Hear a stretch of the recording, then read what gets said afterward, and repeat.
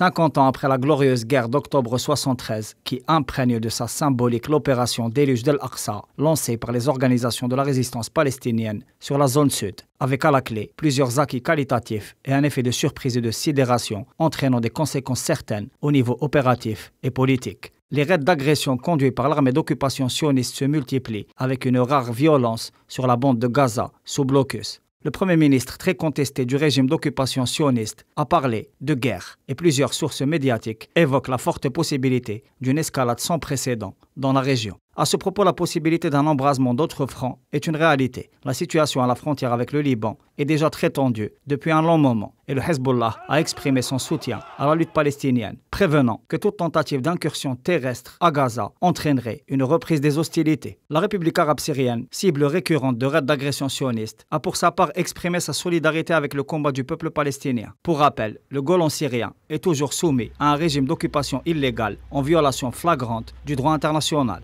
Des manifestations populaires de soutien et de solidarité avec la cause palestinienne ont eu lieu au Liban, en Jordanie ou encore au Yémen. De son côté, la résistance palestinienne affiche une unité de circonstances dans ce qui est considéré comme un combat existentiel pour la libération, face aux exactions permanentes et au déni flagrant des droits fondamentaux du peuple palestinien, soumis à un régime d'apartheid colonial aggravé par un gouvernement sioniste fondamentaliste et illustré par l'escalade répressive sans précédent et les profanations contre les lieux saints, musulmans et chrétiens. L'appel à l'unité des rangs palestiniens a déjà été suivi en Cisjordanie occupée, où plusieurs manifestations ont déjà eu lieu et où la résistance politico-militaire est particulièrement active. Dans les territoires occupés en 1948, la situation est aussi très tendue et pourrait, selon certaines sources médiatiques, donner lieu à des mobilisations populaires de très grande ampleur.